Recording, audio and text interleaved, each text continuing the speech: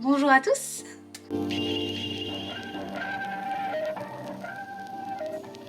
Alors, je voudrais faire cette vidéo sur le thème des remarques quand tu possèdes ces deux cartes que je n'ai pas. Attendez, je reviens, je vais les prendre. Celle-ci. Donc celle-là, c'est la carte de stationnement de personnes handicapées. Et celle-ci.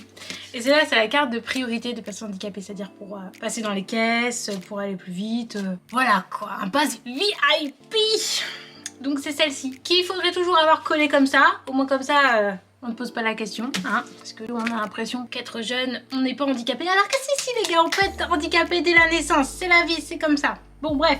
Je ne parle pas de la reconnaissance de RQTH, qui est encore un autre paper, qui te permet d'avoir plus de chances d'être embauché dans une entreprise qui a envie de payer moins de taxes. Voilà, c'est bien, ça fait de l'emploi. Mais qui a ton désavantage, par contre, quand tu demandes d'avoir certains privilèges pour être plus à l'aise dans le travail. Je m'explique. Alors, j'ai travaillé dans un magazine parisien et j'ai demandé à avoir un siège adapté. Bon, c'était pas un truc de ouf que j'ai demandé. Hein. Je voulais avoir moins mal au dos et moins mal aux jambes surtout. On m'a dit donc qu'il était ergonomique, le siège que l'on m'a fourni. Et puis j'osais pas trop dire que je sentais pas trop la différence quoi. Je me disais mince les pauvres s'ils sont allés chercher carrément un siège pour moi. Je leur dis que ça me va pas, je voulais pas les faire chier. Donc j'ai rien dit, mais entre temps je me suis renseignée, je suis allée sur internet et j'ai regardé les fauteuils basiques. Parce que je voulais un fauteuil je crois, je sais plus, bref en tout cas je suis tombée sur les fauteuils de bureau basiques. Et là, je vois mon fauteuil de bureau et je me dis, attends, il n'est pas du tout dans l'ergonomique, c'est un fauteuil standard qu'ils m'ont fourni. Donc, je me demande bien où est passée l'ergonomie pour les personnes souffrant de pathologie, d'handicap. Bon, bref. Alors, je vois déjà certains petits gars en train de dire, ouais, chouette, elle a une place de stationnement de parking handicapé. Elle peut aller partout. Elle peut se mettre partout. Mais non, sans payer. Ah oui, parce que faut dire que les places sont gratuites pour les personnes handicapées qui stationnent sur les placements handicapés. Ouais, et quand même, on peut avoir quelques avantages avec toute la merde qu'on a à payer derrière. Il y a des choses qui sont pas remboursées par la sécu, hein, dont on ne parle pas. Donc, bref, figurez-vous que c'est une jungle aussi entre handicapés. On peut se faire aussi un peu la guerre, une sorte de guerre de qui a le plus gros handicap. Ce qui n'a pas de sens, parce qu'on peut pas juger qui est le plus handicapé. Alors oui, vous allez me dire, oui, il y a des degrés d'handicap. Mais après, il y a des personnes qui ont du mal à se déplacer mais qui n'ont pas de douleur. Il y a des personnes qui se déplacent mieux et qui ont beaucoup de douleur. Enfin, faut jauger un peu tout ce qu'il peut y avoir. Bref, anecdote. Pour cette anecdote, j'ai été dans une rue du 14e, donc à Paris, en train de me garer pour rentrer dans mon ancien appartement. Alors j'étais contente, j'ai vu la place handicapée qui était libre, je me suis dit, ouais, je me gare. Puis je sors de mon véhicule, quand j'entends un klaxonnement accentué derrière moi. Je me dis ok, je me retourne et je vois le gars en train de me brandir sa carte d'handicapé, en train de me dire vas-y bouge ta caisse meuf. Je me dis mais il gonflait, parce que moi la mienne, elle était sur mon petit pare-brise là. Et je me dis mais attends, il regarde même pas ce con, il me voit juste en train de sortir et il voit que bah je boite mais voilà je marche. Et il se pose même pas la question non. Et moi regarde, il klaxonne et continue. Je dis il comprenait pas, je dis ok. J'étais obligée de revenir dans ma voiture, rentrer, prendre la carte, lui montrer la carte et lui dire ah ouais gars, je suis dans mon droit. Et gars le temps qu'il comprenne, il a mis un certain temps, il m'a fait ah ok. Et il est passé comme ça. La logique. Déjà, j'étais fatiguée par le boulot, fatiguée des transports, fatiguée de la route, fatiguée de tout. Et je me dis putain, un mec handicapé comme moi, il me fait chier. C'est un peu abusé. Hein. Ce qui m'a le plus interloqué, c'est son expression, comme s'il était un peu choqué, plutôt étonné quand je lui ai montré ma carte, comme si il ne savait pas qu'il y avait aussi des personnes handicapées qui n'ont pas d'accessoires comme une canne, un déambulateur, un fauteuil. Il y a des gens qui peuvent marcher et qui ont mal, mais ça paraît incroyable, même pour certains de mes compatriotes handicapés. Pourtant, on en fait hein, des tours dans les hôpitaux, on en voit des personnes malades de différentes sortes, donc je sais pas, peut-être qu'il faudrait réévaluer sa façon de penser, hein, maybe. Et il faut savoir aussi qu'il y a certains qui rôdent vers les places de stationnement handicapés, des handicapés, mais comme des valides aussi, pour te dire non meuf, je crois que tu t'es trompée de place. Et je vous explique, il y avait une de mes meilleures amies qui m'attendait parce que j'étais en consultation.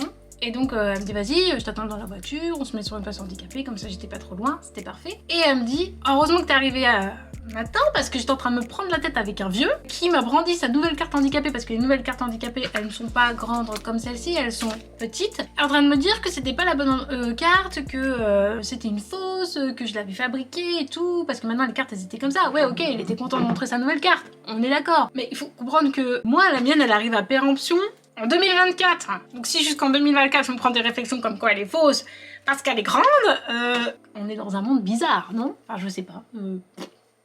Et en plus, le petit vieux là, il persistait, tu vois. Il me disait ouais, vous êtes jeune, vous n'êtes pas handicapé. On peut constater qu'à partir d'un certain âge, c'est un autre handicap qui se passe. Comme si la connerie prenait une profondeur plus intense. C'est ironique. J'aime les vieux, hein. J'ai même de très bons amis vieux. Mais reconnaissez que c'est souvent les petites papis, des petits papis ou les petites mamies qui nous font un peu chier. Parce que peut-être qu'ils ont rien d'autre à faire et que c'est leur amusement, mais bon, on peut avoir plein de passions dans la vie. Il y a d'autres choses que l'on peut faire, des choses plus sympathiques, agréables, et qui donnent peut-être un peu plus d'estime de soi. Alors qu'on n'a pas besoin de rajouter un peu plus de mauvaises ondes, on en a grandement assez, je pense, avec la 5G. En faisant cette blague pourrie, j'ai peut-être perdu environ... je sais pas, on dirait les plus de 60 ans de l'audimat qui vont regarder cette vidéo. Sorry, je fais des blagues bêtes. C'est bien sûr du sarcasme et de l'ironie, le prenez pas mal. Tiens, j'ai eu aussi une anecdote. À la caisse des supermarchés, avec cette carte-là. Ouais, cette carte-là. Que je ne sors jamais parce que sinon, des fois, je me fais insulter.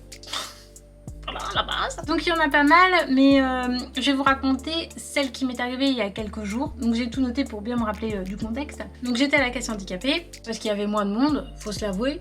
Donc j'attends gentiment mon tour de passer pour poser mes affaires sur le tapis de caisse. Et une dame arrive avec son caddie de manière un peu abrupte en me disant « Je suis handicapée, mesdames !» Parce que j'étais avec ma mère à ce moment-là. Alors moi je me tourne. Et en gros, la meuf, elle nous pousse, elle nous dit « Laissez-moi passer », sans même savoir si nous, on avait la carte aussi, tu vois. Enfin, je sais pas, bizarre, un manque de tact, un manque de civisme.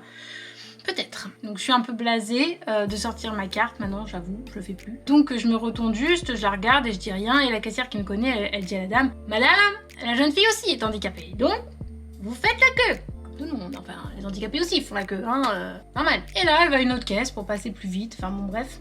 Elle était pressée de rentrer chez elle.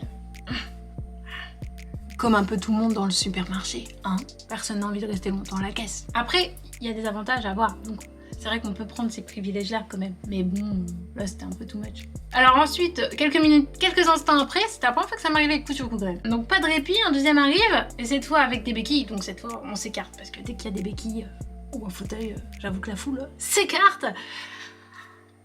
Donc les gens le laissent passer et il dit « Mesdames, je suis handicapée ». Donc la caissière lui répond « La jeune fille aussi est handicapée ». Donc ils se sont mis derrière nous pour faire la queue et le monsieur est allé parler aux caissières, il fait sa petite vie à côté histoire d'attendre que sa femme ait fini de payer et ranger les courses.